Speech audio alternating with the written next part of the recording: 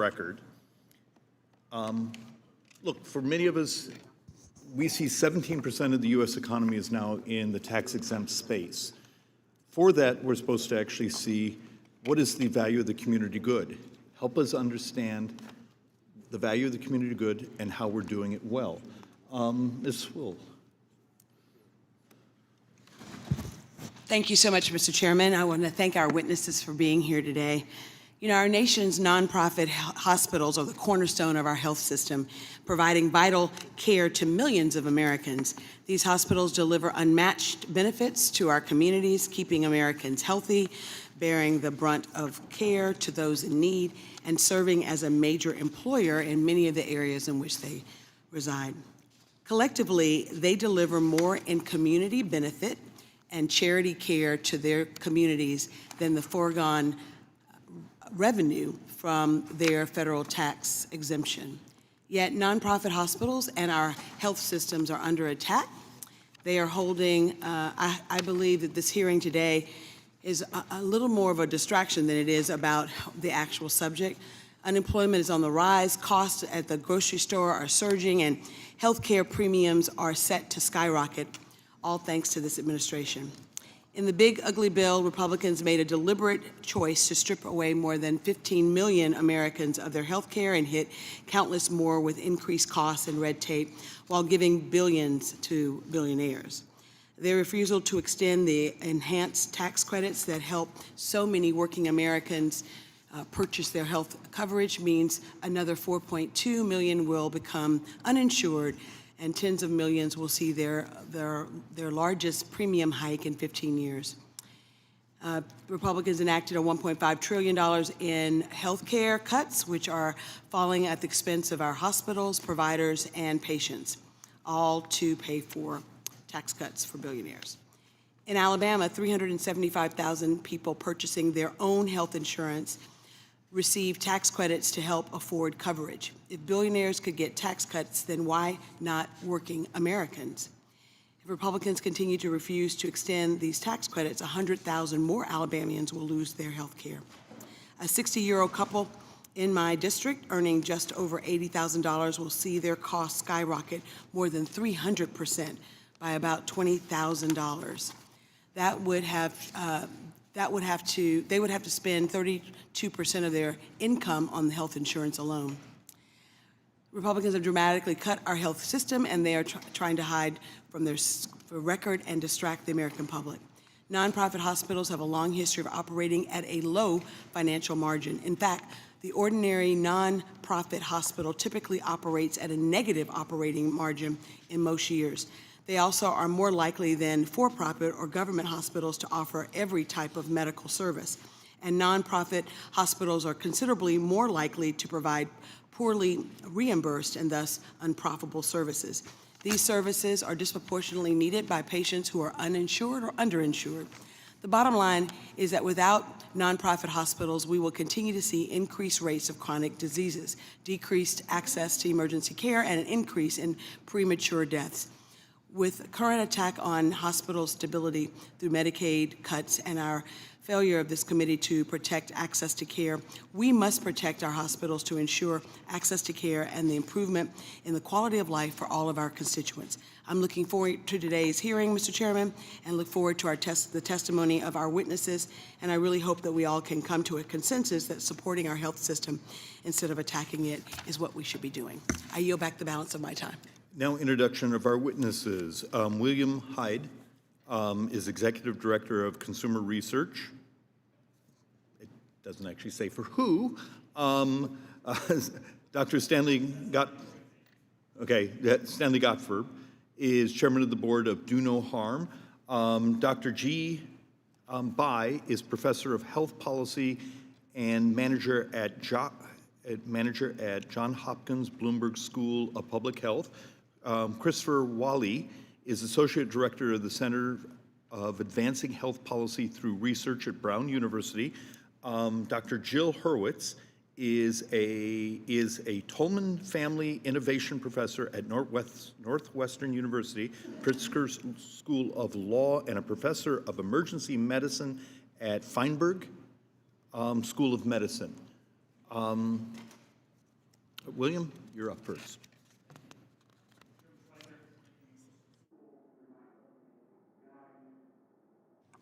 Excuse me. Chairman Schweikert, Ranking Member Sewell, members of the subcommittee, good afternoon. My name is William Hild, and I'm the Executive Director of Consumers Research.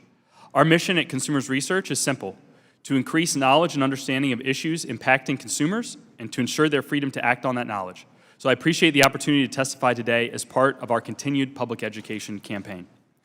This year, we expanded our consumer education initiatives to include nonprofit health systems nationwide that leverage numerous funding streams from the federal government and benefits from tax-exempt status to advance controversial political and social causes rather than serve their communities.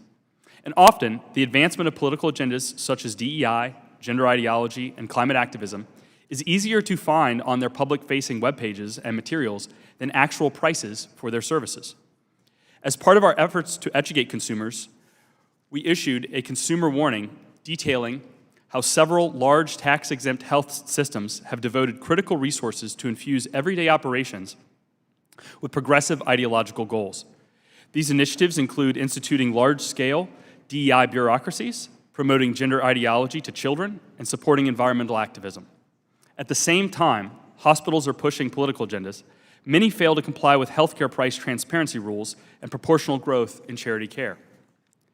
This misprioritization of politics over patients distracts hospitals from their core mission and can compromise the quality of treatment and increase costs, which can put consumers in serious physical and financial danger.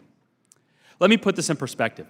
Under Section 501c3 of the Affordable Care Act's added 501r obligations, charitable hospitals are supposed to operate for public, not private interests. The community benefit standard was intended to ensure that in exchange for tax privileges, hospitals would provide measurable benefits: affordable care, financial help, and improved services.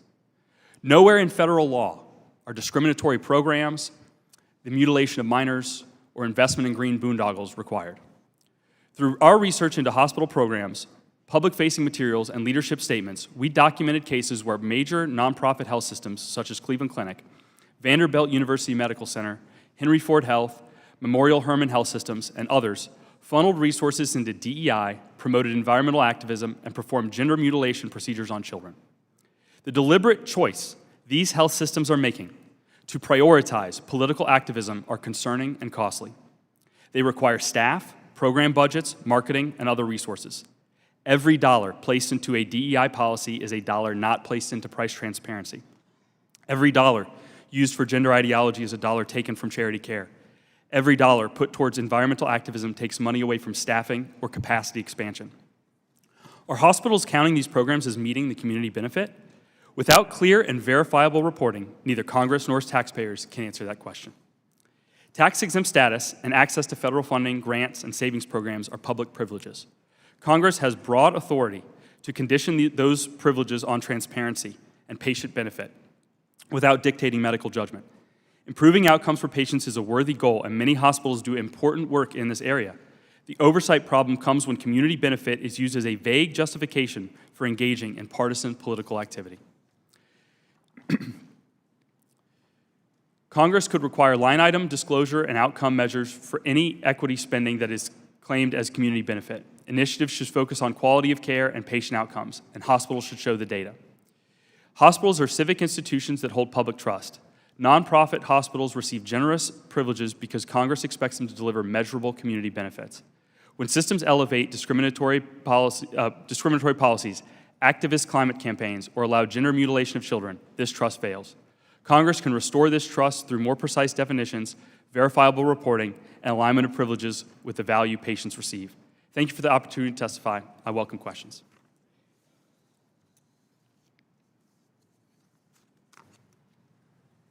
Chairman Schweikert, Ranking Member Sewell, and members of the committee. Thank you for the opportunity to testify today. My name is Dr. Stanley Goldfarb, and I serve as the chairman of Do No Harm, an organization of over 35,000 medical professionals and concerned citizens devoted to defending the timeless standards of medical excellence and keeping divisive identity politics out of the practice of medicine. Nonprofit hospitals enjoy extraordinary privileges under federal law, most notably their tax-exempt status. This taxpayer subsidy, worth billions of dollars each year, is designed to enable hospitals to provide care to the underserved in their communities. But instead of focusing only on curing disease, expanding access to care, and saving lives, too many are also focused on controversial and counterproductive political causes, such as diversity, equity, and inclusion, or DEI, and radical gender ideology that includes dangerous interventions on children. These practices are misguided. The problem is clear. We are witnessing hospitals that should be committed only to serving the sick, diverting their attention to political activism. They are spending millions on DEI bureaucracies and radical ideology interventions when these resources could be put to far better use. They are spending valuable time and organizational resources on these issues. This is a profound betrayal of the public mission. It is also at odds with the national priorities recently established through a series of executive orders issued earlier this year. Yet many nonprofit hospitals have been and continue to act in direct opposition to those priorities. The evidence is clear. At Massachusetts General Hospital, administrators announced in April 2024 that they would scale back child neglect and abuse reports from mothers who test positive for drugs because they feared that mandatory reporting was perpetuating what they called, quote, structural racism, end quotes. Duke University Health System, which received over $1 billion in federal funding in fiscal year 2023 alone, was the subject of federal rights complaint in March of this year for implementing race-based preferences in hiring and medical school admissions, while promoting the notion that white males are, quotes, agents of oppression. Corewell Health in Michigan required every employee to sign a pledge in support of DEI or risk termination. Just 2 years ago, the Mayo Clinic pledged $100 million for indoctrination sessions about microaggressions and eliminating systemic biases and the supposed dangers of colorblindness and meritocracy. Similar DEI pledges, training mandates, and equity bureaucracies exist at Memorial Health in Illinois, Baton Rouge General Hospital, Maine Health, Kaiser Permanente, and Providence Health System, just to name a few. This politically charged approach to healthcare management is built on the false premise that our medical institutions are mired in bigotry. America's doctors, nurses, and other healthcare professionals are not racist, sexist, or homophobic. Rather, they work tirelessly every day out of love for the common humanity they see in all their patients. Radical ideology in our healthcare system is also seriously affecting our most precious patients, America's children. Between 2019 and 2023, nearly 14,000 minors underwent some form of medical intervention marketed as so-called gender-affirming care, including puberty blockers, cross-sex hormones, and more than 5,700 irreversible sex change surgeries. Many of the hospitals most deeply involved are nonprofits, including Boston Children's Hospital, the Children's Hospital of Philadelphia, Seattle Children's, Children's Minnesota, and Children's Hospital in Los Angeles. While all of this has been happening in our country, other nations have been rapidly rolling back those policies. The United Kingdom, Sweden, Finland, and others have taken significant steps to protect children and close this dark chapter of medical history. Chairman Schweikert, Ranking Member Sewell, and members of the committee, your leadership on this issue is vital. By exposing these abuses and demanding change, you are defending both taxpayers and patients. The American people should not be compelled to subsidize ideological agendas in the name of health care. It is time to restore tax-exempt hospitals to their proper mission, serving the sick, healing the injured, and advancing medicine free from politics. Thank you very much. Mr. Chairman, Madam Ranking Member, and members of the subcommittee, thank you for the honor to testify. I'm an accounting and health policy professor. My views do not represent Johns Hopkins or any of its affiliations. Nonprofit hospitals have a contract with taxpayers. They're expected to advance charitable mission for the community. In return, taxpayers grant them tax-exempt status. Income, property, sales tax, all exempted. Our study, published in JAMA, shows total tax benefits reached $37.4 billion in 2021. More than half was state and local.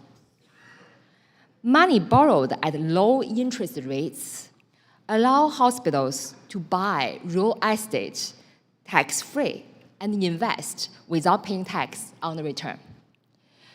Our new tax notes study shows nonprofit hospitals held nearly $500 billion on investment assets, issued $180 billion in tax-exempt bonds.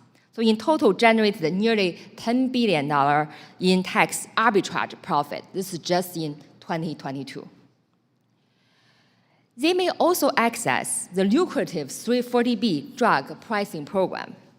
Our health affairs study found many urban nonprofit hospitals have dual classified themselves as rural to qualify for rural-only perks, such as 340B eligibility. In 2023, 3/4 of urban hospitals classified as rural were nonprofits, including large academic medical centers, such as New York Presbyterian and Cleveland Clinic. Then what charitable activities do these nonprofit hospitals do? The ACA introduced community benefit reporting on IRS Form 990, including 8 categories.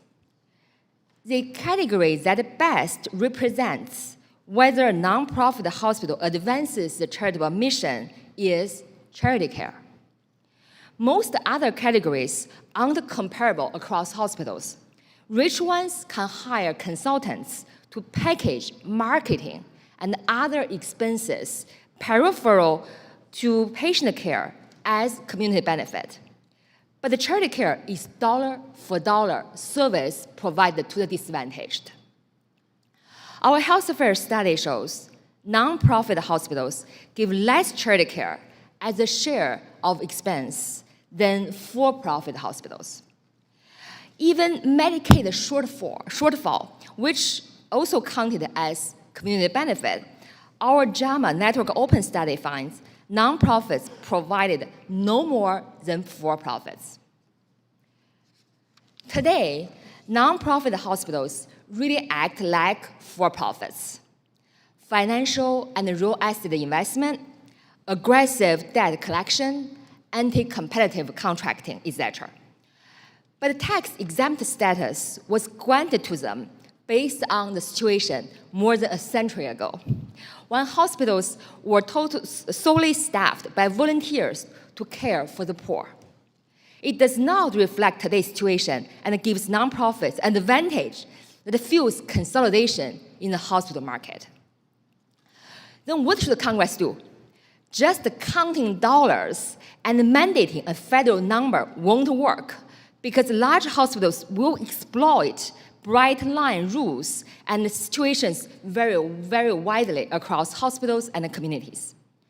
Congress should require hospitals to disclose property tax savings, sales tax savings on the IRS Form 990. These numbers are straightforward to estimate, so local community can grasp what's on the line and local governments can tailor their policies. Congress can also impose excise tax on hospital financial investments and real estate holdings, the same way as Congress taxes university endowments. Also, close the rural-urban dual classification loophole that allow urban hospitals access the 340B program and other rural-only perks. In the long run, if Congress truly wants hospitals to best serve the community, competition is the key.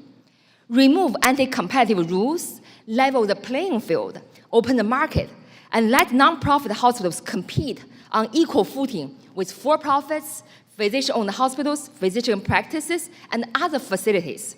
Also, move from subsidizing hospitals to funding patients to truly empower patients. Once there's a competitive, patient-centered market, everyone, including nonprofit hospitals, will have to do the right thing for patients in order to stay in business, rather than simply focusing compliance with top-down rules. With technology advancement, competition sparks innovation, slashes prices, raises quality, and patients will get real affordability and access. That becomes the true community benefit for the American people. Thank you very much. Chairman Schweikert, Ranking Member Sewell, and members of the committee, thank you for the opportunity to testify today. My name is Christopher Whaley. I'm a health economist and an associate professor of health policy at the Brown University School of Public Health. The focus of my remarks today is about the U.S. hospital industry, and in particular, nonprofit hospitals. I first want to acknowledge the importance of access to high-quality and affordable health care for all Americans and the important role hospitals play. Hospitals deliver life-saving care that makes us all healthier and improves our well-being. Hospitals are also a key source of employment. The U.S. hospital sector is among the largest in the economy and alone accounts for over $1.5 trillion in economic activity. Hospital markets in the United States have two key distinct features. First, the U.S. healthcare or hospital sector has experienced decades of unchecked consolidation. Nearly all U.S. hospital markets lack sufficient competition. As a result, the prices that hospitals charge the 160 million Americans with employer-sponsored insurance are high and variable and have little to no link to quality and are not explained by cost shifting. Hospitals currently charge patients prices that average 250% of what Medicare pays. Rising hospital prices do not improve quality and strain affordability for patients, employers, and taxpayers. Second, over half of U.S. hospitals are nonprofit. While nonprofit hospitals play a critical role in providing patient care and employment to healthcare professionals, the total financial value of nonprofit tax exemptions exceed $37 billion per year. In return for tax exemption, the IRS requires that nonprofit hospitals be organized and operated with the purpose of primarily benefiting the community. Yet, this does not always appear to be the case. While hospitals do provide community benefit spendings, some estimates value the tax exemption exceeds community benefit spending by over $25 billion per year. This discrepancy has led to bipartisan efforts to increase oversight of tax-exempt hospitals and to further regulate their financial assistance and debt collection practices. As I highlight in my written testimony, tax-exempt hospitals charge prices, provide levels of care quality and charity care that are similar to for-profit hospitals. Yet, the substantial financial advantage of tax-exempt hospitals has led to concerns that quality should actually be higher. If community investment is not larger and quality is not superior, then where are the extra dollars from these financial advantages going? As I again detail in my written testimony, I am concerned that the financial resources may be used in ways that do not directly improve patient care, including increased executive compensation, investment vehicles and account, which collectively exceed $1.5 trillion in value, and marketing, including sponsoring stadiums and sports teams. Tax-exempt hospitals also have access to the 340B discount program. My research finds that 340B savings are not passed along to patients. My research with Dr. Bai also finds that many nonprofit hospitals duly classify as both rural and urban hospitals, double dipping to receive the benefits of both, and directing limited resources away from rural hospitals. To address these concerns, Congress could consider several policy reforms. First, high and rapidly rising prices, which differ enormously from one hospital to another, but not related to quality or cost, combined with substantial investment accounts, may create the perception that some tax-exempt hospitals are operating with a profit motive. To ensure that tax-exempt hospitals fulfill their charitable mission, Congress could define standards for financial assistance and benefits to the community health sector. Second, to more broadly ensure that U.S. healthcare markets deliver high-quality and affordable care, Congress and federal regulators could consider policies that prevent harmful consolidation in both the provider and insurance systems. This includes strengthening antitrust scrutiny, expanding site-neutral payment policies, and banning anti-competitive contract terms. States as diverse as Indiana and Vermont have elected to directly limit hospital prices. Third, to address concerns that 340B rebate dollars are not directly benefiting patients, Congress could ensure that improved transparency on each hospital's 340B benefit, narrow 340B eligibility, or extend 340B discounts directly to patients to improve their ability to access affordable care. Finally, Congress can also consider codifying and standardizing existing price transparency policies and ensure that hospitals report required rates accurately and in a timely manner. In conclusion, Congress can help ensure that the substantial tax benefits nonprofit hospitals receive translate into tangible improvements for patients and communities. Thank you, and I look forward to answering your questions. Chairman Schweikert, Ranking Member Sewell, and members of the committee, thank you for inviting me to today's hearing. My name is Jill Horwitz, and I'm the Trobman Family Innovation Professor of Law and Professor of Emergency Medicine at Northwestern University, although the views I express today are entirely my own. My research concerns health policy and nonprofit law, and I've been studying nonprofit hospitals for almost 30 years. In my testimony today, I will discuss the significance of nonprofit ownership for medical care and the very important related tax exemptions. Since I first began researching hospital behavior, the distinct importance of nonprofit hospitals has only grown. In my brief time, I'll focus on 3 reasons why that's the case. First, nonprofit hospitals are simply the backbone of the American hospital system. More than half of all hospitals in the United States are nonprofit, and almost 70% of admissions to acute care hospitals are to a nonprofit hospital. Nonprofits are even more important for rural health, and they account for almost 3/4 of all the teaching hospitals in this country. Yet the vast majority of nonprofits are not moneymakers. In fact, unlike for-profits, the ordinary nonprofit hospital typically operates at a negative operating margin. So even with the benefit of tax exemption, nonprofits tend to be under financial stress. Things are likely to get worse given Medicaid cuts, declines in employer-sponsored insurance, and potential loss of marketplace subsidies. Given these facts, it's simply not possible for nonprofit hospitals to cover the rising costs of providing health care to the uninsured and underinsured in America. Second, nonprofits are critical because of the services they provide. Because nonprofits tend to be larger than other hospital types, they are more likely to offer every major type of medical service than for-profits are. And even accounting for the fact that nonprofits tend to be larger than for-profit hospitals, nonprofits are critical because they offer different types of services. In several studies, based on decades of data, my research has demonstrated that nonprofits are less likely than for-profits to choose the services they offer based on the profitability of those services. Comparing similar nonprofit and for-profit hospitals, for example, those that are of the same size, serving similar populations, nonprofits are more than 6 percentage points more likely than for-profits to offer pretty unprofitable services. Obstetrics, psychiatric care are a couple examples. Yet they are over 4 percentage points less likely than similar for-profits to offer profitable services like invasive cardiac care. Some of these services tend to be very expensive and often overused. They prioritize medical services that are important to all Americans. Ownership not only affects the behavior of individual hospitals, but there are also spillover effects. The more for-profits in an area, the fewer unprofitable, and the more profitable services all the hospitals in that area provide. In short, nonprofits do not act like for-profits where it counts, the provision of medical care. Finally, if nonprofit hospitals find themselves under more financial pressure than they already face and are forced to sell their assets and operations, the for-profit buyers are likely to be private equity groups. These groups are much more aggressive at seeking profits than the previous forms of for-profit hospitals that I have studied. Recent research shows that private equity owners tend to reduce competition, a problem that Professor Whaley just highlighted.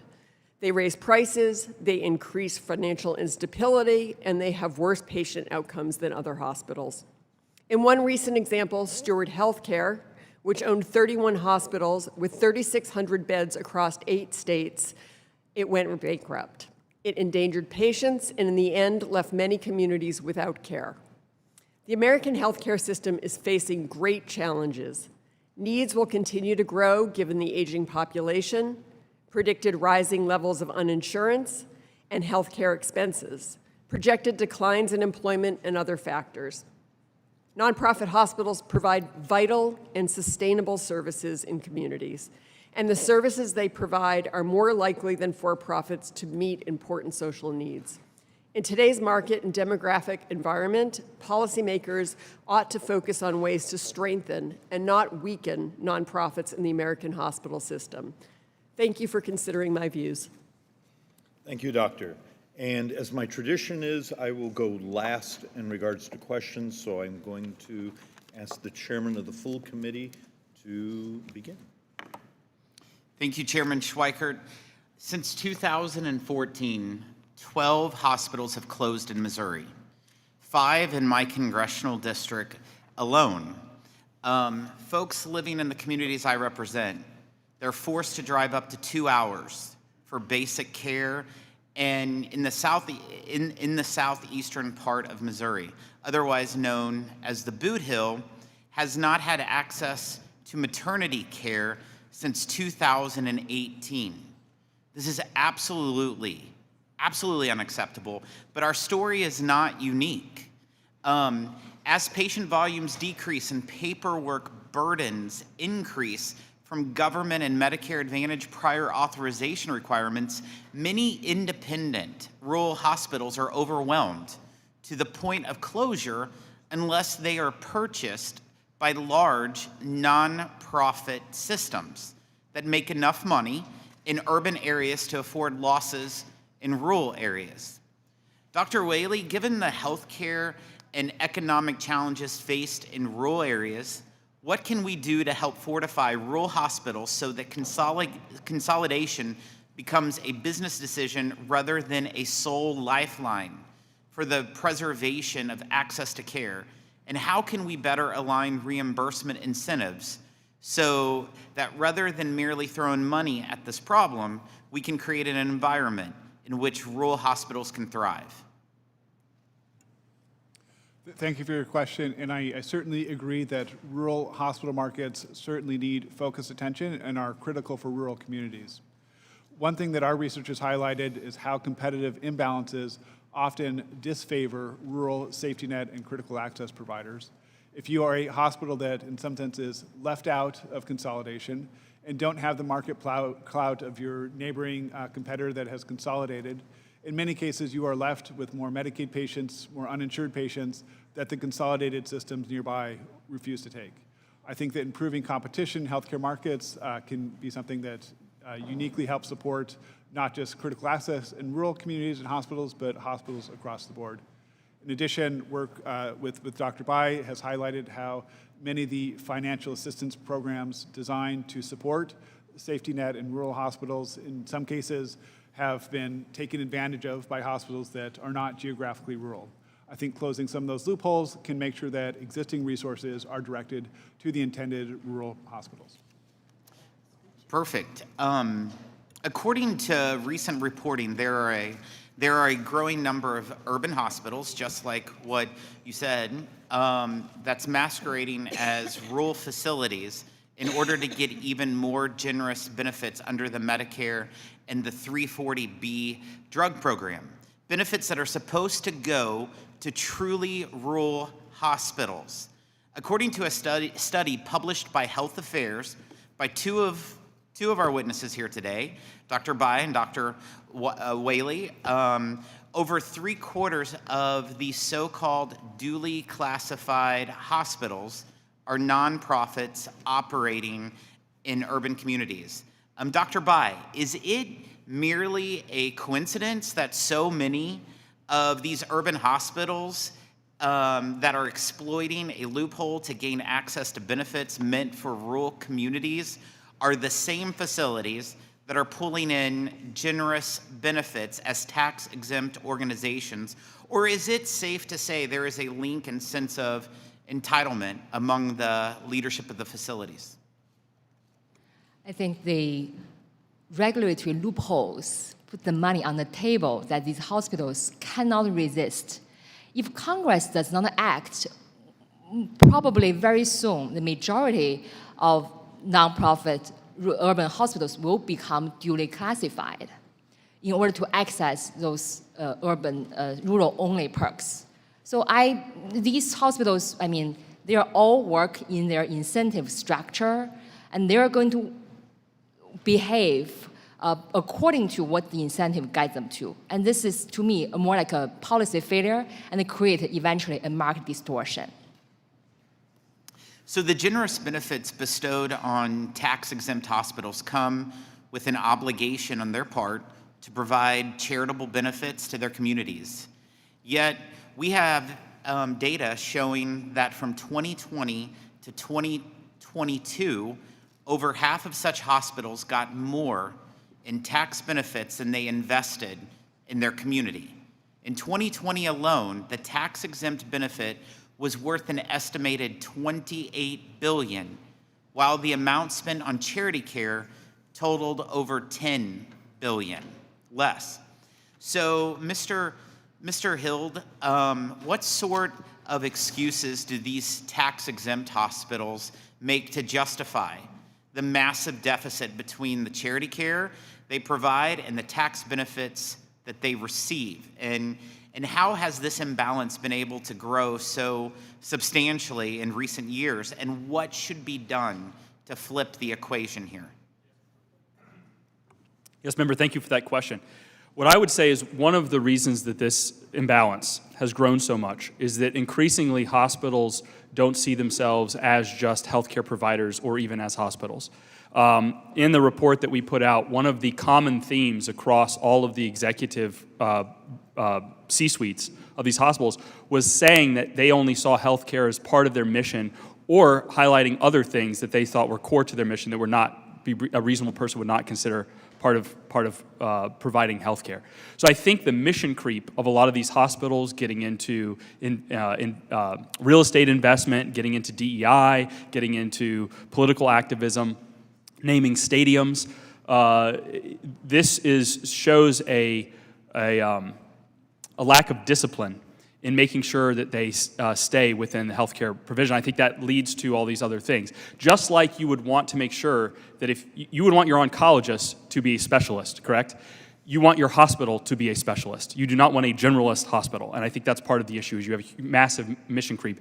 I think in terms of solutions, one thing we should be looking for is for Congress to act to make hospitals be more explicit and detailed in the community benefits that they're providing so that taxpayers can know that they're actually providing health care and not off on boondoggles. Thank you. I yield back. The chair. Why is it not working? The chair now recognizes the ranking member, the gentle lady from Alabama, for 5 minutes. Thank you. I want to thank all of our witnesses. I am highly concerned about healthcare delivery in my district. In fact, I grew up in this district. It's a rural district. People know it because my hometown, Selma, was known for voting rights. But the reality is it's a town of 19,000, and we are lucky and blessed to have a hospital. But we service a lot of the rural communities right around it. And it's disturbing to me that we're, instead of expanding and creating avenues to healthcare, today we're really focused, at least this hearing is, on ways to harm my constituents who rely on services from these nonprofit hospitals. In my district, a number of the rural hospitals with nonprofit tax-exempt status are on the verge of closing. Since 2011, 16 hospitals across my state, Alabama, have closed. The very existence of rural hospitals is an immense community benefit. They are often the only source of medical care in their area, and they provide essential services like emergency care, screenings, and transportation. They are also major employers in the rural communities that I represent. Dr. Horwitz, can you explain how tax-exempt status allows these hospitals to continue playing a critical role in the communities they serve?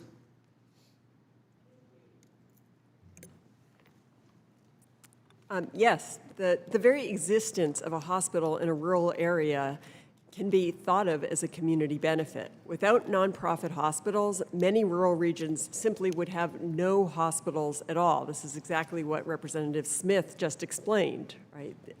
The more rural an area, the less likely there is to be a for-profit hospital.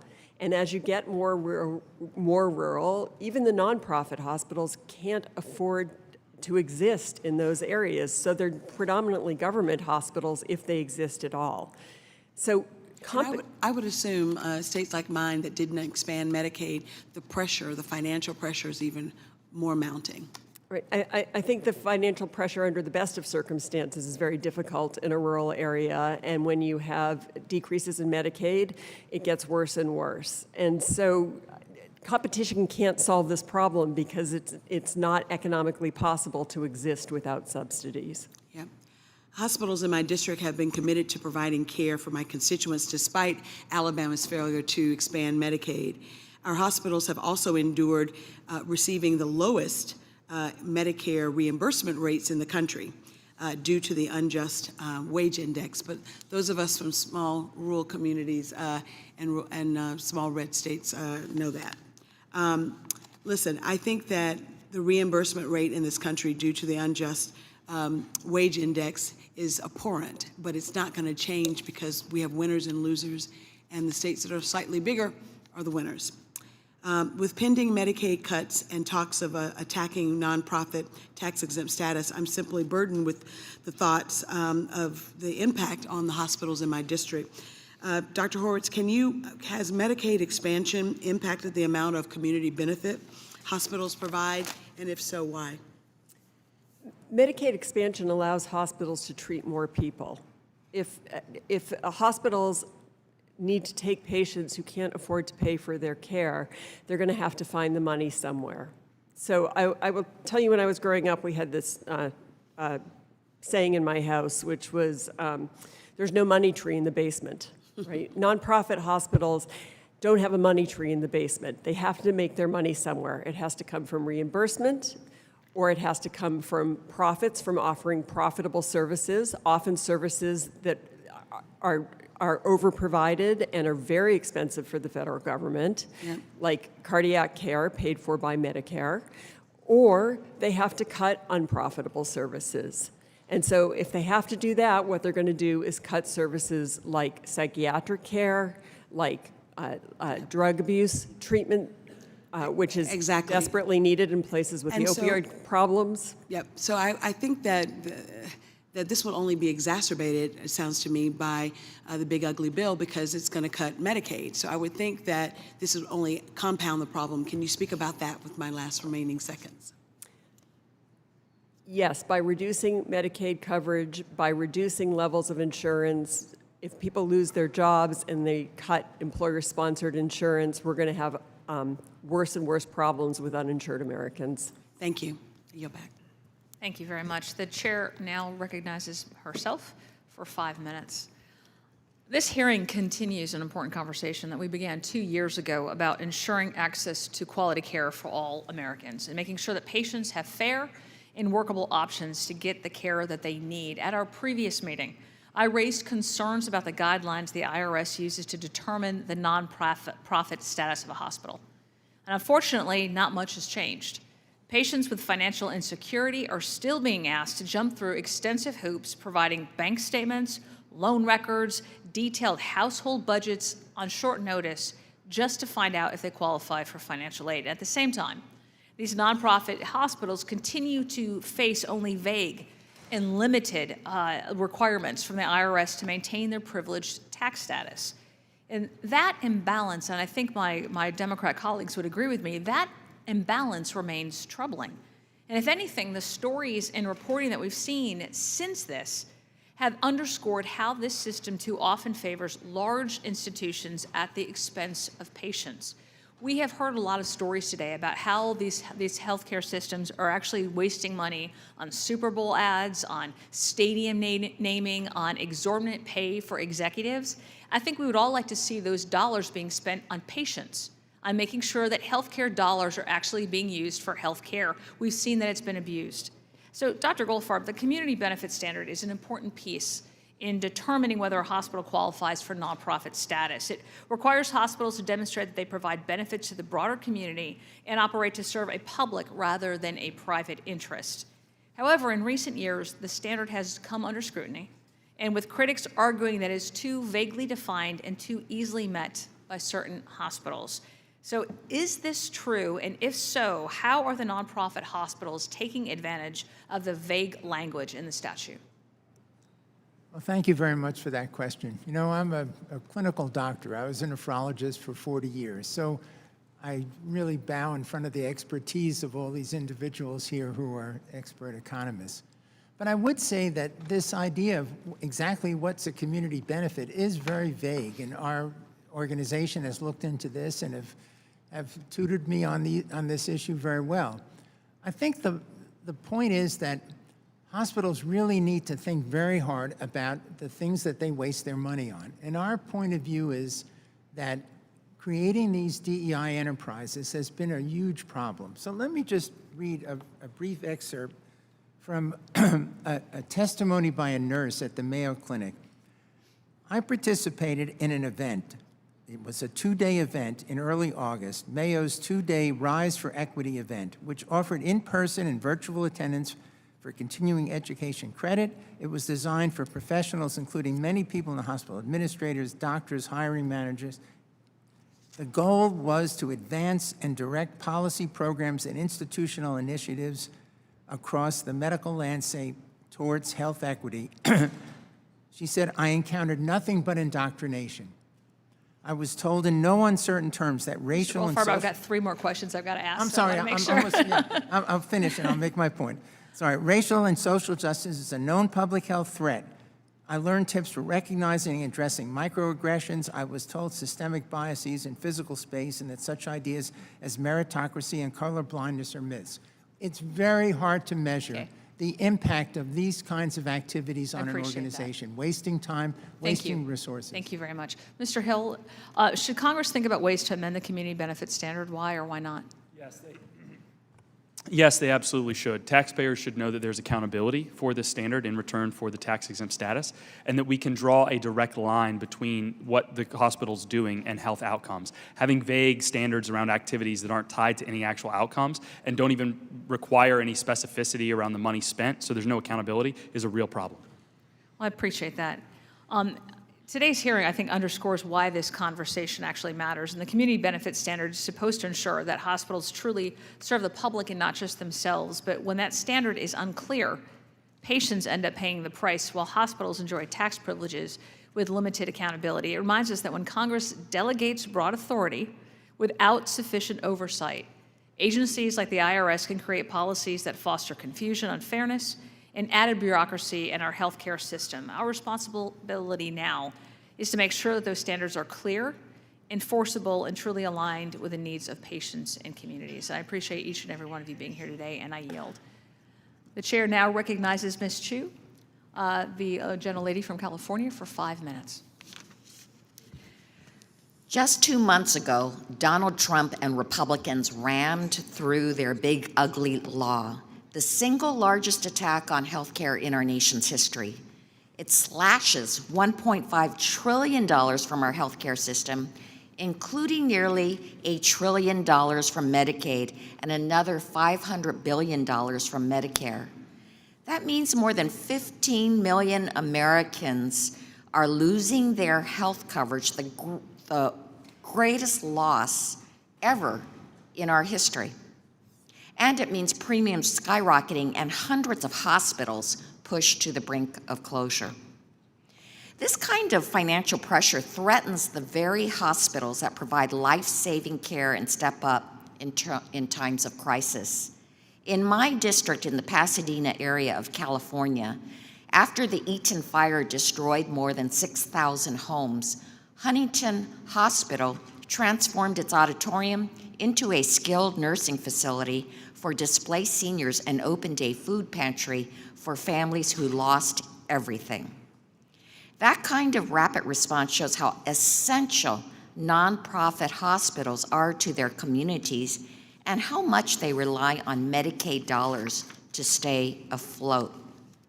In fact, the American Hospital Association reports that nonprofit hospitals provide a disproportionate share of unprofitable but essential services such as psychiatric emergency care, neonatal intensive care, burn units, and trauma centers. And in 2022, nonprofit hospitals provided an estimated $150 billion in total community benefits. In fact, nonprofit hospitals deliver approximately $10 in community benefits for every $1 received in federal tax exemption. So, Professor Horwitz, since most nonprofit hospitals already operate on razor-thin or even negative margins, how will Republican Medicaid cuts undermine nonprofit hospitals' ability to provide those community benefits and step up in moments of crisis, like what we experienced with the Eaton fire? I think Medicaid cuts are going to make things a lot harder. So hospitals, as you point out, exist in very different communities with very different needs. And we don't want community activities, we don't want community benefits to look the same across all communities. There is no one size fits all.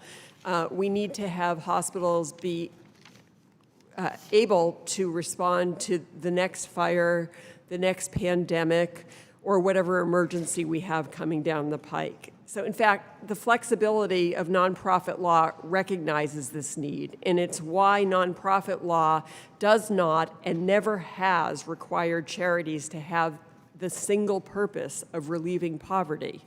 Right? We need the YMCA, we need museums, we need universities. None of those are organized solely to relieve poverty. So what we should be focusing on is what nonprofits do best, which is provide medical care. They are more likely, comparing apples to apples, to have services that respond to these kinds of crises, like substance abuse treatment during the opioid crisis. Furthermore, in the big ugly bill, Republicans could have extended the Affordable Care Act premium tax credits that keep coverage affordable for 22 million Americans. But instead, they chose to let them expire. Now, on January 1st, premiums will skyrocket. Millions of people will be pushed off their coverage, and more patients will show up at hospitals uninsured. These patients will delay care until they're sicker and then flood emergency rooms, driving up costs for everybody else.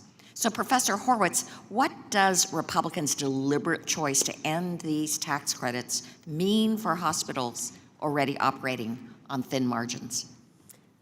I think the ending of the tax credits, the lowering of Medicaid coverage, the aging of the American population, and rising unemployment, and therefore the decline of employer-sponsored insurance, is going to put enormous pressure on the healthcare system, including hospitals, especially nonprofit hospitals, since they do tend to operate at lower operating margins.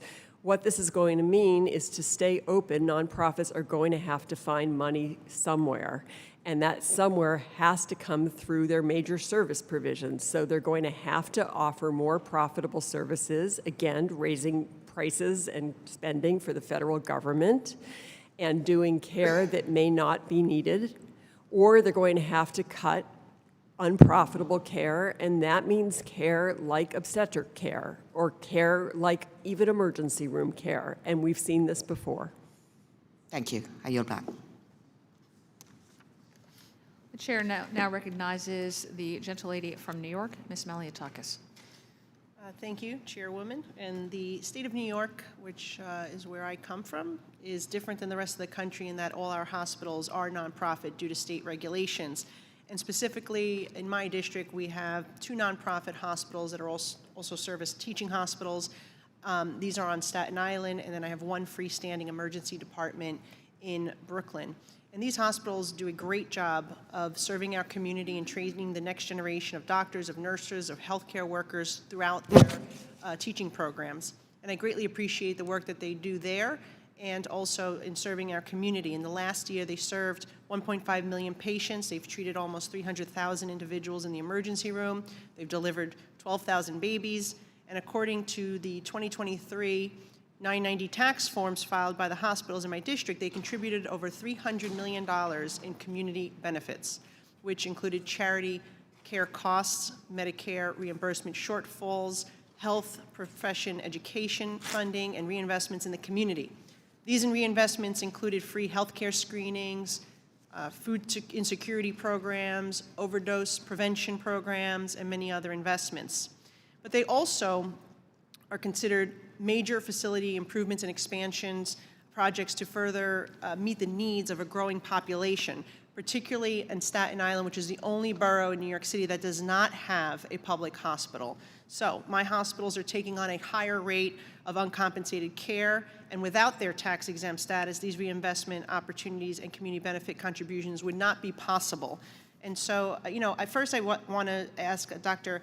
Bai, I agree that we must ensure that our nonprofit hospitals are effectively serving and that they're reinvesting in our communities in order to receive that tax-exempt status. And obviously the communities across the country, they face different challenges.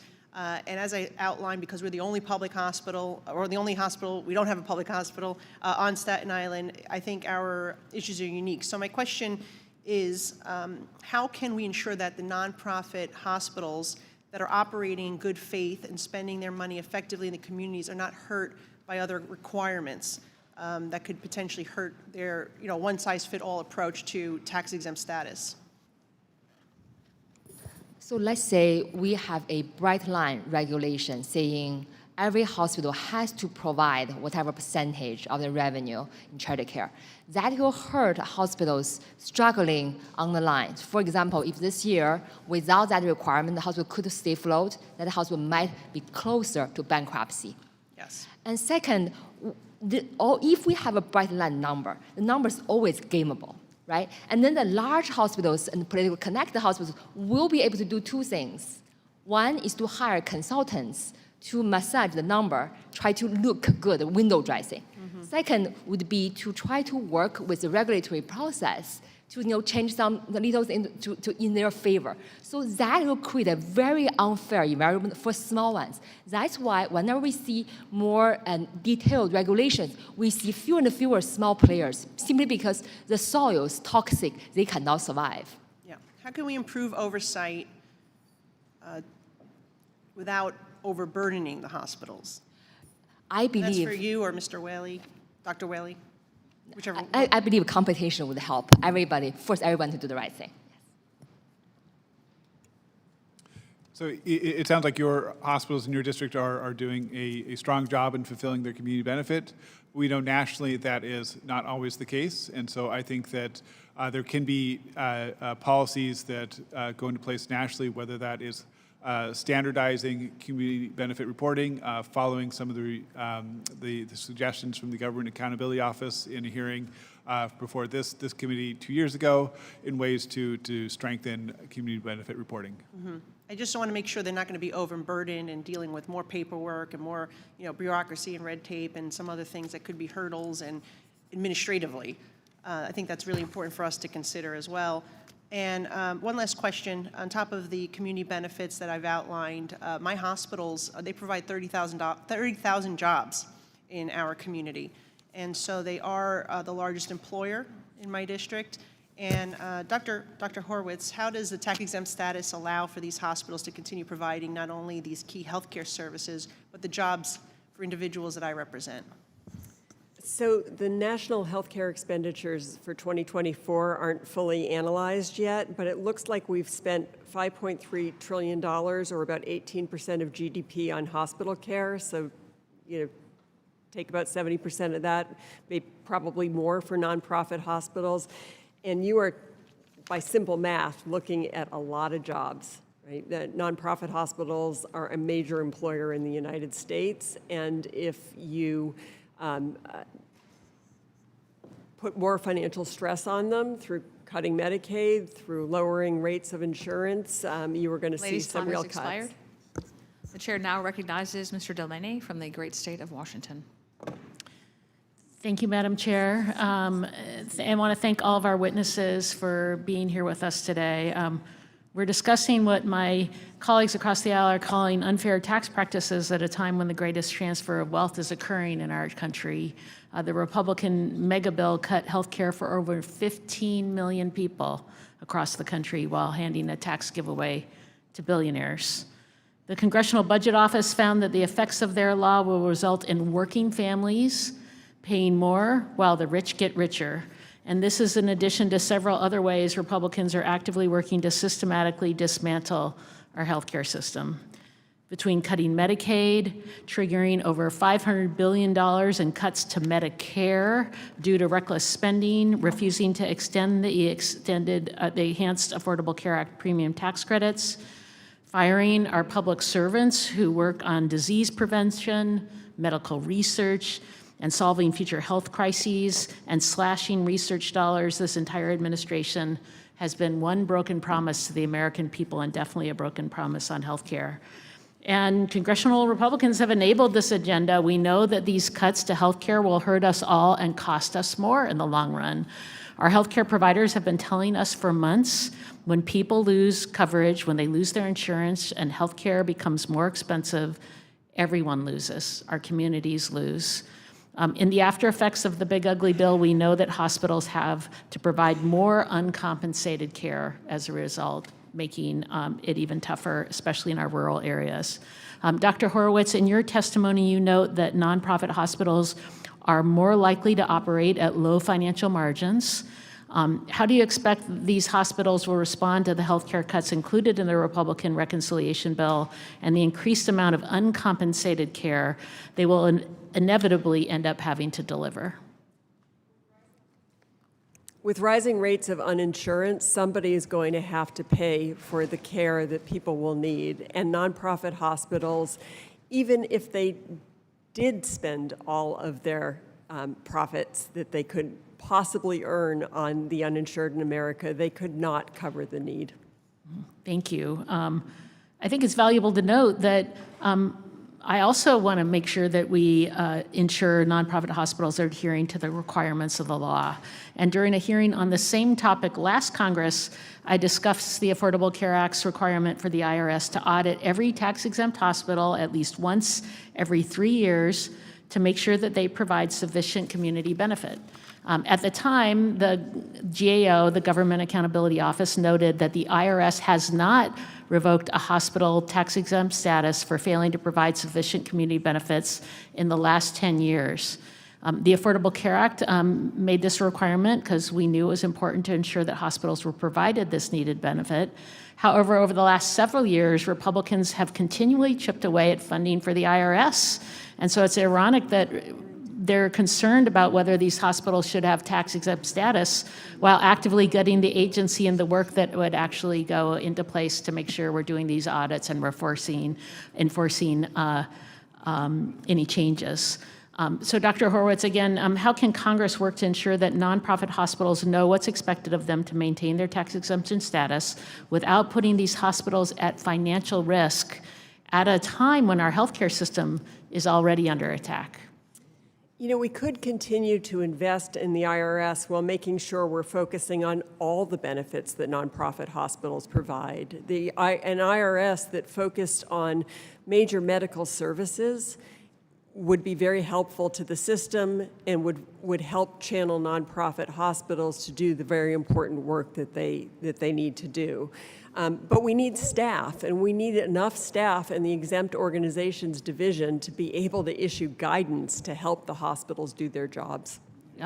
Critically important. And just again, we have so many important hospitals and definitely nonprofit hospitals providing important services to our communities in rural areas as well, areas that are already feeling under attack from the big ugly bill that was passed and putting them at financial risk. And I hope we're focused on making sure our communities have access to great care. So thank you very much. I appreciate your testimony. I yield back, Mr. Chairman.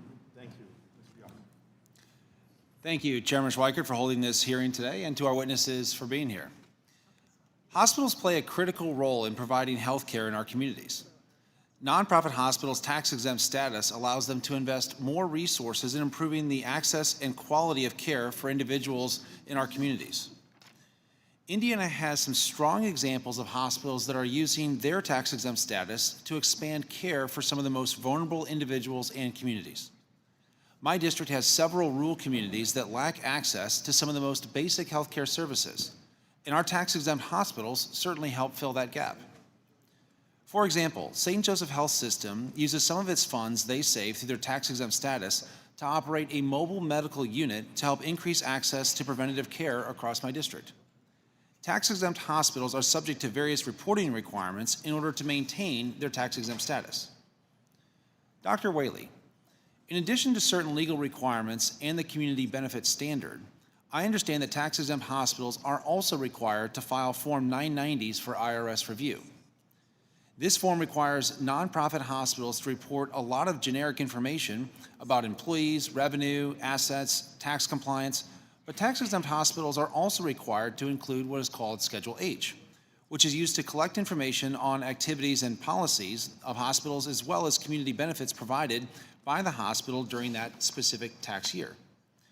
In your opinion, are the current reporting requirements for nonprofit hospitals sufficient to ensure that nonprofit hospitals are providing real community benefits and operating within their tax-exempt status? Thank you for the question. Indiana in particular is a market that has, I think especially at the state, employer, and community level, focused lots on hospital prices and hospital markets in the last several years. In regards to Schedule H, I don't think the current requirements are adequate. For example, many hospitals are parts of large conglomerates and mega systems, which often report a Schedule H at the system level, which does not allow for auditors, researchers, and policymakers to understand community benefit reporting at the individual hospital level. Got it. And are there other pieces of information that you believe nonprofit hospitals should be required to report to the IRS? In addition to reporting Schedule H's for individual hospitals, the current requirements for Schedule H reporting are often quite vague, and additional reporting requirements for Schedule H and detail on individual line item spending for Schedule H could allow for a more further detailed auditing and accounting of community benefit spending. All right, thank you. And Mr. Hild, it should come as no surprise that given the massive value of nonprofit hospitals' tax exemption, some nonprofit hospitals choose to spend money in various ways. We have discussed the spending on real estate, stadium rights specifically, but I also understand that tens of millions of dollars are spent on advertising every year. That ultimately raises, of course, questions about why they chose to do this and whether advertising and marketing spending might be going on. While it certainly makes sense for some hospitals to spend money on advertising and marketing, of course, at the end of the day, nonprofit hospitals certainly want to make sure that patients know where and how to utilize their services. Is there an amount or type of advertising or marketing spending that seems unnecessary or frivolous to you? And if so, can you provide some examples? Yeah, that's a great question, member.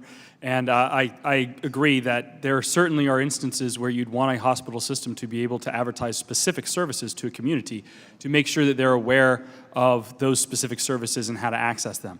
What I would say is an egregious abuse of their tax-exempt status is spending large amounts of money simply on brand ID, on superfluous Super Bowl ads like we saw from NYU Langone, where they spent ostensibly $8 million to simply promote their brand. I think most people in New York in that area already know where to go to the hospital, and if they're sick, to go there. Most people don't need to be told that via very expensive Super Bowl advertising. So I think when you have a situation where it's simply a hospital system polishing their own brand, that is a waste of money and an abuse of the tax-exempt status. Thank you. Nonprofit hospitals are an important part of our healthcare system, and in some cases, the patient's only way to access care. We need to make sure that nonprofit hospitals that use the program responsibly are protected, while hospitals abusing the system are held accountable. Thank you, Mr. Chairman, and I yield back. Thank you. Because I've lost Mr. Swazi for a moment, we're going to actually, under the committee rules, we're going to go to 2-1. Mr. Miller. Thank you, Mr. Chairman, and thank you to all our witnesses for being here today. Maintaining the highest quality standards of care in our nation's hospital is a key priority. As has been discussed, nonprofit hospitals are deemed to be those operated for charitable purposes with a mission to serve the public good, providing community benefits. Nearly half of American hospitals are nonprofits, aimed at advancing the health of patients through charitable and community care, many providing innovative breakthroughs in treatment for their communities and the nation at large. In tandem, transparency of care is a foundational mission for our nation's hospitals and health systems. I understand hospitals in Northeast Ohio provided around $2 billion in community benefits in the year of '23, according to the most recent analysis we have. Such key efforts of others include a diabetes center in Cleveland's economically stressed areas, empowering public safety medics with life-saving training, groundbreaking cancer screening for first responders, supporting more than 20,000 food insecure children, and funding the Lead Safe Cleveland Coalition. A recent report also noted, compared to other states, Ohio hospitals spent more on community health improvement services, a positive sign that they're investing in upstream and unmet health needs. The mission of all hospitals and health systems, regardless of size and type of ownership, is to care for their patients and communities. Likewise, sound, accountable, and transparent use of taxpayer funds is paramount to ensure the highest levels of integrity in patient care. To Dr. Chris Whaley. Dr. Whaley, you noted in your testimony nonprofit hospitals play a critical role in providing patient care. As you know, nonprofit hospitals carry a community service mission, and current statutory requirements mandate that hospitals must maintain a publicly available financial assistance program and conduct community health needs assessments to identify key health concerns, soliciting input from underserved, low-income, and marginalized communities. How can these benchmarks ensure the highest levels of transparency and integrity in community care in our country? And how can transparency be strengthened to demonstrate the full breadth and accountability of nonprofit, charitable, and community care? Thank you for the question. And related to my previous response, I think there could be increased transparency on spending on each of those components so that we can essentially compare what is the value of tax exemption with the value of community benefits. I would also note that while many hospitals do provide, nonprofit hospitals do provide community benefits, many of the hospitals with the highest prices in the country are large nonprofit hospital systems. And so we pay for many of those services through the backs of patients. Thank you for that, Doctor. Dr. Bai, note in your testimony, nonprofit hospitals face significant operational challenges, including declining collection rates on medical bills and low reimbursement rates for many patients.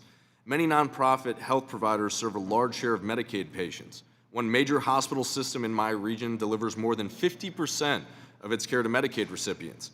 They also treat a growing number of Medicare patients despite the program's low reimbursement rates, as well as the uninsured.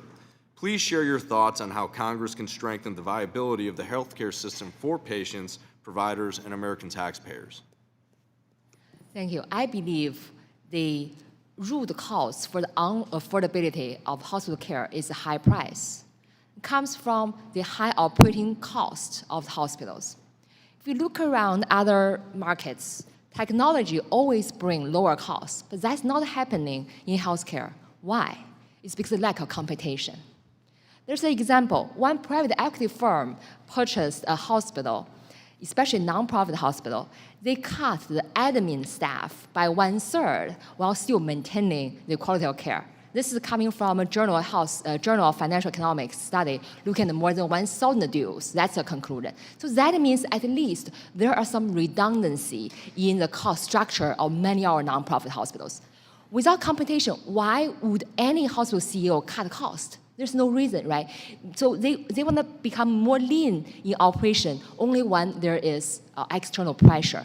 So I believe once we have enough competition in the market, they will try to make their operation more efficient. That will directly lead to a lower cost of care. That is true affordability and access for our patients. I'm smiling. Thank you. That was a very well and thought out answer, and I could not agree more with what you had just laid out. I won't name any hospitals within my district, but some of them are undergoing some of the same things and seeing how we can consolidate and do better. So I just want to say thank you for that answer moving forward. Mr. Chairman, I yield back. Mr. Chairman, on behalf of my colleague, Mr. Panetta, I would like to ask unanimous consent to include in the record of this hearing the 2024 annual report of the Sutter Health, which serves his district. Without objection. Thank you very much. Mr. Swazi? Thank you, Mr. Chairman. I'd first like to start by associating myself with the remarks of Congresswoman Malliotakis from my state of New York, where all of our hospitals are required by law to be not-for-profit. And she was sounded in her remarks very praiseworthy of the not-for-profit hospitals in her district as far as the care they provide, the community benefits they provide, and the employment they provide. So I want to associate myself with her remarks. I feel the exact same way about the not-for-profit hospitals in my district as well, which is along the North Shore of Long Island and Northeast Queens in New York. So I want to thank the witnesses also for their time here today. I really appreciate you taking the time to be here with us and share your backgrounds with us. I think I want to ask you first, you're all aware that people in America are very concerned about their health care costs, right? Mr. Hild, you're nodding your head, right? You're aware of that? Dr. Goldfarb, you're aware of that? Dr. Bai, Dr. Whaley, Dr. Horwitz? And people's health insurance premiums are really high. And that's one of the things that they're really worried about is their health insurance premiums. And if you ask the American people, what are the issues you're most concerned about in America today, most people say the number one thing is affordability and the cost of living. You know, that's tied into the economy as well. But that's the number one concern people have. Now, I don't know if you're aware, but currently many insurance policies in America are subsidized by a premium tax credit that makes the Affordable Care Act insurance more affordable for people, and that premium expires on December 31st of this year. Are you aware of that, Mr. Hild? Are you aware of that, Dr. Goldfarb? Dr. Bai, are you aware of that? Yes? Dr. Whaley? Dr. Horwitz? Okay, so there are some of us, Democrats and Republicans, there are 11 Republicans and 6 Democrats, of which I'm one of them, are saying we should extend the premium health care tax credits at least for a year. I actually think it should be more than that, as part of this debate that we're doing now about closing down the government. Because if we let these premium tax credits expire, then people's insurance rates are going to go through the roof. So, and it's not just me, you know, Democrats versus Republicans. I have Senator Tom Tillis said in early September, he said, I think it's a bad policy and bad politics to let these premium tax credits expire. And the co-sponsor of this bill with me, Congresswoman Kiggins, said that there are 33,000 people in her district that rely on this tax credit to make their monthly health insurance premiums more affordable. If Congress fails to act, those same Virginians will soon face shocking cost increases that could put essential health care coverage out of reach. We can't pull the rug out from under hardworking families. We must give Americans more time to plan. So she's talking, and then she talks about how much everybody's health insurance premiums would go up. And then Congressman Fitzpatrick says the same type of thing, letting these subsidies expire without a plan would put health care coverage out of reach for millions of families in my community and across the country. This bipartisan targeted extension will prevent disruption, protect access. And it goes on and on with other members talking about how devastating this would be in their community. So based upon what you're hearing, do you think it would be a good idea for us at least extend these health care premiums for at least a year? I think it should be longer than that, to at least figure out a plan for us to how to deal with this so people's health insurance premiums don't go up. What do you think, Mr. Hild? Mr. Hild. That's sort of out of the purview of what we issued our report on, but I would say that to your point about affordability and price control, I completely agree that the average person is focused on that, and that's why we think it's so important that hospitals focus on just the provision of health care and cut out any extraneous costs so that they can pass that savings on to the consumer. And I additionally say... Well, you know what would happen is a lot of people, if they don't have insurance because they can't afford it, they're going to show up in the emergency rooms of these hospitals. It's going to cause the cost to skyrocket. So let me ask Dr. Goldfarb, what do you think? Do we think we should let these premium tax credits continue? Well, as I said before, I'm no expert on these issues. I must tell you, though, that I've been in meetings like this for 35 years. And the problem has been the rising and soon unaffordable cost of American health care. You people in Congress, you need to fix the health care system. And this is not about just changing insurance premiums. This is about a fundamental reform that must go on, and I look very forward to seeing that happen. I think that's an excellent point that you're making, Dr. Goldfarb, but in the meanwhile, we don't want to see these people all lose their insurance. Dr. Bai, do you have a position on this? Yes, I do. I don't think we should extend. Because the Okay. insurance is not the same as coverage. We have seen many people covered, but then face medical bills. Second, So the these fundamental people, reason. so you're okay with these people losing their insurance? No, the fundamental reason for the high premium is because ACA regulations prevent insurance companies. No, but we can't from- fix that between now and December 31st, can we? If we have the money to spend, let's fund the patients. Let them control the money. Then they make the choice. That will totally transform our healthcare market for everybody's benefit. Very good, thank you. Dr. Whaley? In many states, insurance premiums are expected to rise 20 to 30%, which I think is a substantial, No, some people are saying 50 to 200%. Substantial shock for many patients. Having some sort of smoothing would probably be beneficial, but I think it's also important to recognize that rising hospital prices are a key driver of why insurance premiums are Thank you so much. Okay, I'm out of time. Can Ms. Horwitz answer, or should I stop? Ms. Horwitz, you want to answer that? Thank you. Yep, insurance prices are going through the roof, and now is not the time to increase insurance costs even more. So if the tax credits are allowed to expire, we're going to see even more people be uninsured. All right, Mr. Bean. Thank you very much, Mr. Chairman. A very good afternoon, and good afternoon, Ways and Means. And to our panelists, welcome. We're glad to have you here. If you're just tuning in, if you just turned on C-SPAN, we're in Ways and Means, and we're talking about tax-exempt status for hospitals. Now, we know all hospitals are different, and not all hospitals are like every other hospital, but we're trying to determine whether taxpayers are getting a good deal by Congress granting tax-exempt status to certain hospitals. There's always been a kind of an agreement that with tax-exempt status, we'll get more. We'll get more as these hospitals will give more in community care and investing back in the community than the amount of the tax-exempt status. But here's the numbers.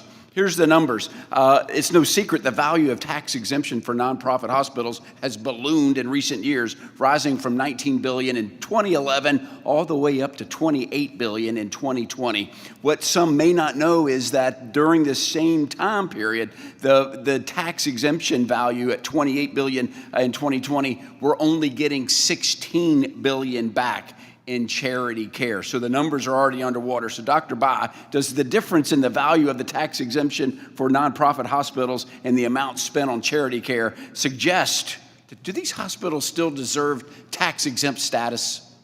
No, I don't think so. That is coming from more than a century ago. At that time, hospitals were purely staffed by volunteers and only caring for the poor. Now time have changed. I got you. No, thank you very much. So it's the numbers. I've done the math in my head and I've done it on paper, and it's something that Congress needs to look at. Now, I mentioned all hospitals are not the same. I know in Florida we've got great hospitals that exceed what they're expected to do. UF Health, Advent Health, Moffitt Healthcare, Florida's premier cancer hospitals, was in my office today bringing their report card and showing that they're not on the naughty list. But Mr. Hild, IRS data from more than 2,400 nonprofit hospitals using 2021 IRS data showed staggering results, finding that 80% of evaluated tax-exempt hospitals spent less on financial assistance and community investment than the estimated value of their tax breaks.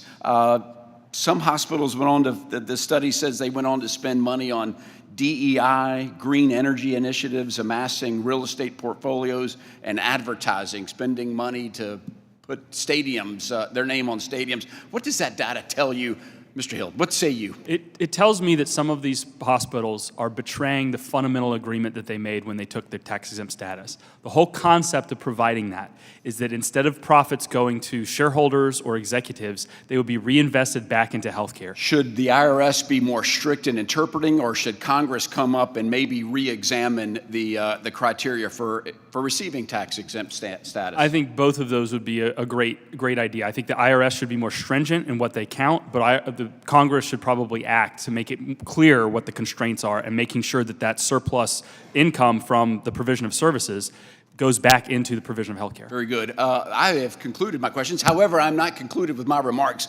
We keep talking about these premium tax credits, and Dr. Bai, you brought up a great point. It's if we want to reduce the cost of health care, the extending these tax credits does not reduce the cost of health care. It just merely transfers the cost of it, continued back on the backs of the taxpayers. Let it be known that people on the other side of the aisle extended these credits during COVID. They're the ones that allowed them to end at the end of this year. COVID is indeed over, and I think if we're going to, as Dr. Goldfarb, thank you so much for your comments, healthcare needs to be fixed. We've got a lot of work to do, and just transferring the cost of it from one segment to another doesn't fix the problem. So Congress does have work to do, and members on both sides of the aisle, I look forward to working with everybody to make sure that happens. With that, Mr. Chairman, I yield back. Thank you, Mr. Chairman. To all of you panelists, thank you for discussing this very important topic. Today's hearing topic is indeed important for a number of reasons. Tax-exempt hospitals back in East Texas, where I'm from, I can tell you play an incredibly beneficial role in our healthcare system, ensuring that the most underserved and vulnerable patients receive life-saving care. And I'm certainly proud of their valiant efforts. I worked closely with them as a county judge, as a member of the city council, and various roles throughout my time there in East Texas. And in my experience, it's clear that many nonprofit hospitals are like that, clearly across the nation, correctly utilizing their tax-exempt status to invest back into the community, ensure health care for the poor and underserved, and provide a broad benefit to the community at large, one that serves the broader public interest. But here's the concerning part. We're seeing growing evidence that far too many hospitals are using their funds in a manner contrary to the public interest and unrelated to appropriate patient care. And the trend is not good. Dr. Goldfarb, I want to start with you. In your written statement, you say, quote, "Too many of these institutions are squandering their taxpayer-backed resources on ideological experiments. To me, it is deeply concerning that some tax-exempt hospitals, frankly, any hospitals, are diverting dollars from underserved communities to DEI initiatives, climate activism, and something that they call gender-affirming care for children, which I think is an incorrect term. It's things like puberty blockers, cross-sex hormones, and irreversible surgeries. In your testimony, your written testimony, you list just 5 hospitals that perform sex change interventions, including medications and surgeries, to over 1,000 children in 5 years. That would include places like Boston Children's Hospital, the Children's Hospital of Philadelphia, Seattle's Children's Minnesota, and Children's Hospital in Los Angeles. It's disgusting to me, and I want to ask, do you think spending money on these types of activities is what the community benefit standard was intended to achieve? No, thank you very much for that question. Yeah, you know, the hospitals have seen themselves as being sort of centers of social engineering here.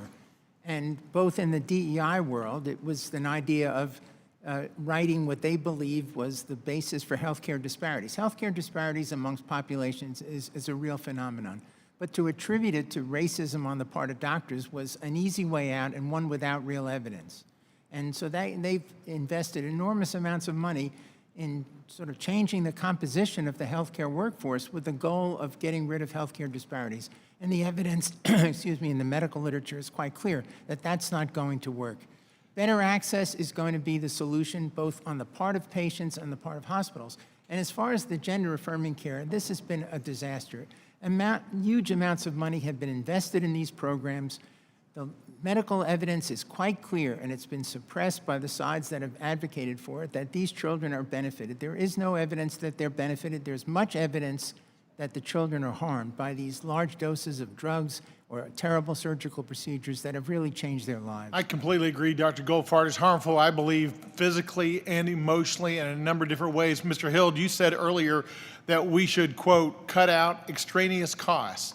Would you put these quote, gender-affirming care activities within your definition of extraneous costs that we need to cut out? 100%. Not only are they extraneous, they're extremely harmful to the most vulnerable members of our society, which is, of course, children. So I think it's both morally reprehensible that hospitals have engaged in this care, but also that they would try to claim that it's a community benefit. Dr. Bay, do you think it serves a public interest for us to continue to provide tax-exempt benefits to hospitals that provide this kind of atrocious treatment to children?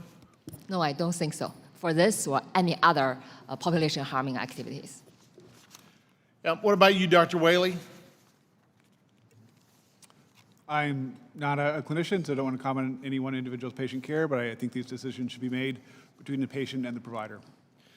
Yeah, I completely agree with the panelists that have said this is not the type of public interest that we need to serve with our tax laws. Certainly it's contrary, in my belief, to the greater public interest. This is not the first time that a few bad apples spoil the bunch. But the irresponsible use of these tax benefits in far too many nonprofit hospitals is contrary, as I said, to the public interest and belies the original intent of our tax code provision in this regard. patient access to care, ensuring quality of care, and doing so in a manner that benefits the patient and the community at large should be the goal, not scientific experiments that are detrimentally harmful to our kiddos. Anything to the contrary to this stated appropriate goal should not receive and see special tax treatment. Mr. Chairman, I yield back. Thank you. Members' notification, we're probably going to have votes called in a few minutes. If it's a 15-minute vote, we're going to try to race through. I'll ask everyone to be as efficient as possible. Dr. Murphy. Thank you, Mr. Chairman. Appreciate you guys coming today. Quick note, I'm just not going to get sidetracked. The premium tax credits are a boondoggle for insurance companies. They say they're going to raise rates. It's only for their profits. Period. Period. Look at the data. Yes, we can reform this, but most of that money went to insurance companies. So let's not be fooled who's making the money in this and where it's coming from. So, Dr. Goldfarb, America's doctors, nurses, and other healthcare professionals are not racist, sexist, or homophobic. They are deeply committed in caring people who work tirelessly every day out of love for the common humanity they all see in their patients. Spot on. I don't know what the hell has happened with the leadership in medicine. This has been the greatest peer pressure event since the Spanish Inquisition, that they feel DEI, equity over excellence, is good for patient care. Shame on all of them. And the fact that they are committing what I believe is medical malpractice on children for the sake of profits is dastardly and cruel. And thank God sunlight is now disinfecting some of these places. The Cleveland Clinic, Boston Children's, all these places should be absolutely ashamed of themselves for succumbing to peer pressure for the terms of profit. Thank you for helping highlight that nonsense. I'm going to drill down and get a little esoteric because both you and I understand this. If we look at what's been going on, the DEI, the social justice, the climate activism, the gender transformation, we know that the AAMC, the LCME, the ACGME control a lot of these nonprofit hospitals through their residency and medical schools, correct? Yes. So these leaders of these institutions have been polluting medicine, polluting healthcare, polluting education, and then subsequently holding a lot of these hospitals hostage because they don't get accredited. The LCME come in like a bunch of bullies and comes in and tells you what you're doing wrong with no recourse. This is what's going on. All of these people, all the leadership need to go, period. They have destroyed medical education in this country. You and I both know this, but they hold so many of these hospitals hostage. I personally think any hospital now that has any gender-affirming care, anything with DEI, if they're nonprofit, boom, that status is revoked immediately. That needs to happen. So how do we get the AAMC, the LCME, the ACGME to reverse the course of nonsense that they've been doing? Well, that's a big job. You know, unfortunately, the leadership of these organizations is usually voted on by a very small percentage of the organization. And it's self-propagating. And it's self-propagating. And you've been a great leader in this area, and we really congratulate you on that.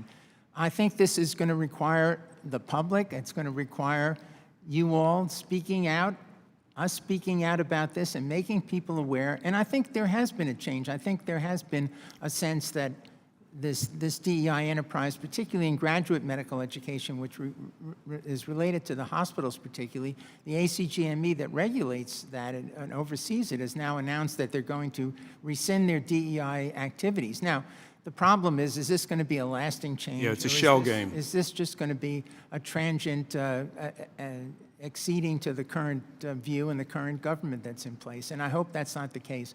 But we're fighting very hard. We're fighting with lawsuits. We're fighting with efforts at legislation around the country.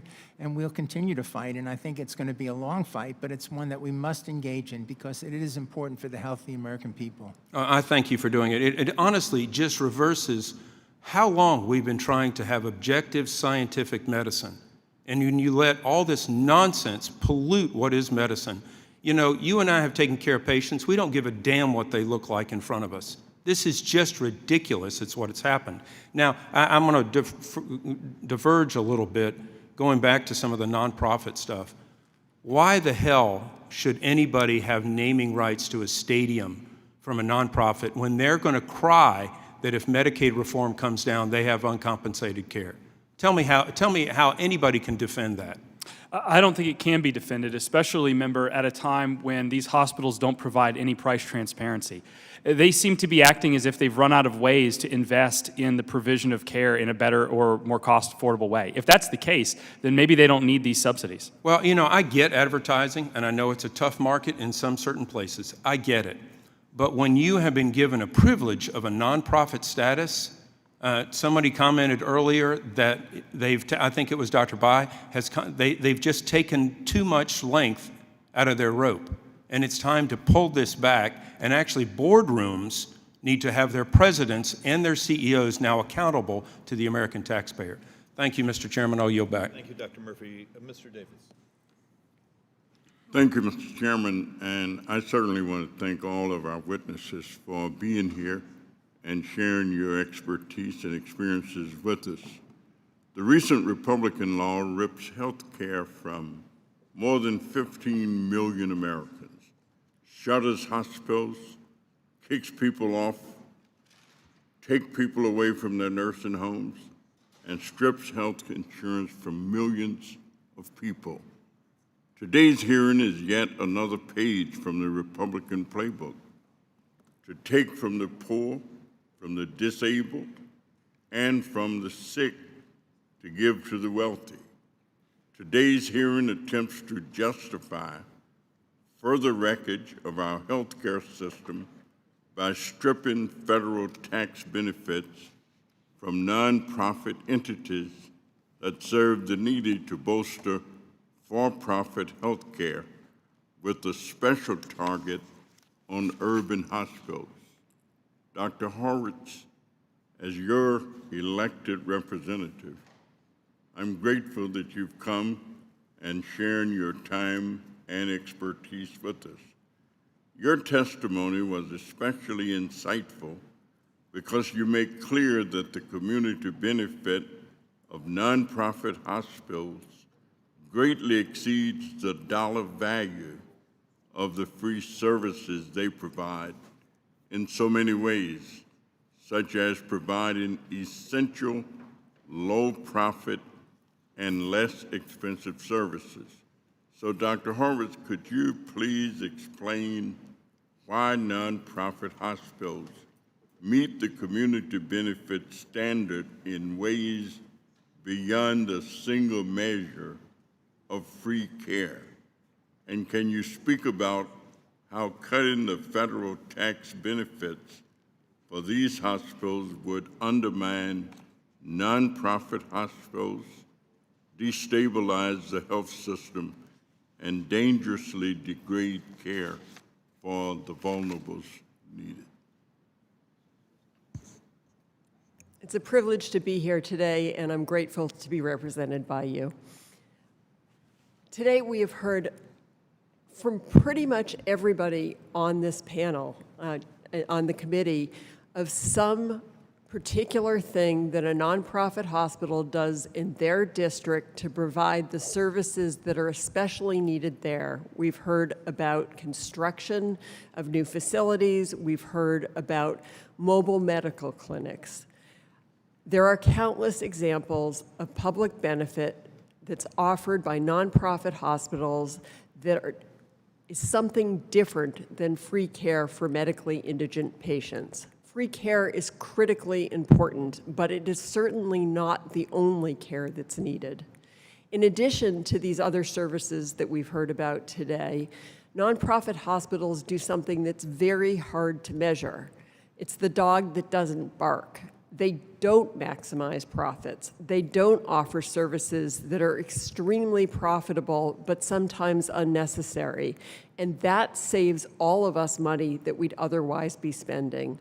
If more and more people become uninsured, and more people don't have access to public insurance, like Medicaid, then nonprofit hospitals will have to make up the money somewhere, and one of the places they'll have to do that is by providing these very expensive, sometimes unnecessary services.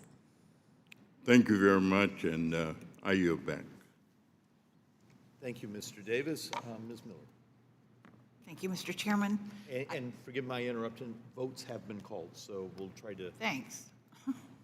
I appreciate the opportunity to be able to discuss the tax-exempt hospital statuses and what our hospitals are doing to fulfill their community benefit standards. I represent the wild and wonderful state of West Virginia, which has one of the largest rural populations in the country. Our rural hospitals go above and beyond to provide patients with the care that they need. Many of these rural hospitals can provide such community services with the savings from being tax-exempt entities. I think this is a fair trade-off for hospitals to make, but I've recently been alarmed at the growing trend of urban tax-exempt hospitals reclassifying as rural to receive additional benefits that are really meant to treat our most vulnerable rural patients. This spreads limited resources even thinner at the expense of many of my constituents, and I'm thankful for the work that two of our witnesses to do today, Dr. Bai and Mr. Whaley, to uncover more information about this trend. Dr. Bai, critical access hospitals are often the only site of care for essential health services in their community. The benefit they provide to their communities seems pretty obvious. These rural hospitals have been shown to provide a higher share of health services as a percentage of community benefit than other types of hospitals, including nonprofit community hospitals, children's hospital, and teaching hospitals. According to your recent study about the rise in urban hospitals with rural status in Medicare, there has been a sharp increase of geographically urban hospitals dually classifying as both rural and urban to access benefits intended for those hospitals serving our rural populations. Your study further showed that 3/4 of these dually classified hospitals were nonprofits and thus tax exempt. In your opinion, does this growing trend of dual classification lead to truly rural hospitals receiving even less resources to provide community benefits? Absolutely. If Congress does not act to close the loophole, we're going to see more and more nonprofit hospitals do classified, taking advantage of the status. The result will be a smaller and smaller pool of money left for the truly rural hospitals located in rural areas, and that probably will not be the result Congress intended to see. Thank you. Dr. Goldfarb, research suggests that the fair share deficit, or the difference between the value of tax benefits received and the value of community benefits provided by a nonprofit hospital, continues to grow each year. The fair share deficit at nonprofit hospitals was estimated at $11.5 billion per year from 2020 to 2022, suggesting that tax-exempt hospitals are spending significantly less on community investments and benefits than they receive through their tax-exempt status. Is this correct? Well, as I said earlier, I certainly defer to these expert economists here that can speak to that particular issue. It is quite clear, though, that this community benefit needs to be clarified. The DEI enterprise, the gender-affirming care, they've all been included in this idea of a community benefit. And I think one can really challenge seriously the fact that these enterprises, if anything, been divisive. Certainly the DEI enterprise, as I mentioned earlier, the Mayo Clinic having that 2-day meeting, which just leads to more animosity, more divisiveness, more unhappiness in the staff, and yet that's a huge investment. It's a huge investment in resources, it's a huge investment in dollars, it's a huge investment in human capital to these activities. So I feel very strongly that that's why this needs to be clarified by Congress, and the community benefit needs to be outlined much more clearly than it is now. Thank you so much. I'll yield back my time. Thank you. Thank you, Ms. Mizzer. Ms. Plaskett. Thank you so much for the opportunity to speak here. You know, I live in an area that's not only rural but isolated, living in the Virgin Islands. And we have, I must say, an amazing group of doctors who are absolutely dedicated to their profession. I know so because I know that they are working with very little support. We don't have a nonprofit or a profit hospital. We have government, local government-owned hospitals that are operating there. And in the Virgin Islands, because we're a territory, we have a TEFRA rebasing that's from 1992 and 1989, which means that our docs are not getting the level of reimbursement for the services that they're providing. The increase in cost of supplies has meant that vendors want money up front to be able to pay the cost of what it takes to take care of people. And we have a reimbursement of care that's only about 45% of what the revenues that they should be bringing in our hospitals. Our hospitals, the administrators, our doctors in the Virgin Islands are really almost victims of their own being able to juggle so many things and get things done. And at the end of the day, who's hurt by that? Not just the doctors, but of course the patient.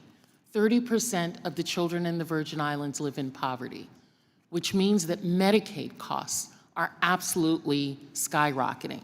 And rather than my colleagues talking about gender-affirming care or engaging in the social disarmament that they're trying to do with the American people by raising people's hackles about that, let's talk about the everyday care, the everyday things that so many Americans are still not able to afford. Because this committee has not removed the cap on Medicaid for the Virgin Islands, even though it's been great that we now have a permanency rate of 83% by the feds and 17%, it means that because we're capped at Medicaid, all of the people of the Virgin Islands cannot able to receive care. And our government elects, rather than to go into debt and pay for people who are not there, to roll people off of Medicaid, which then increases uncompensated care, which then means that the hospitals do not get the revenues that they have, which means that they can't pay for docs. We have at one point 1 anesthesiologist in a hospital on one island. That's incomprehensible.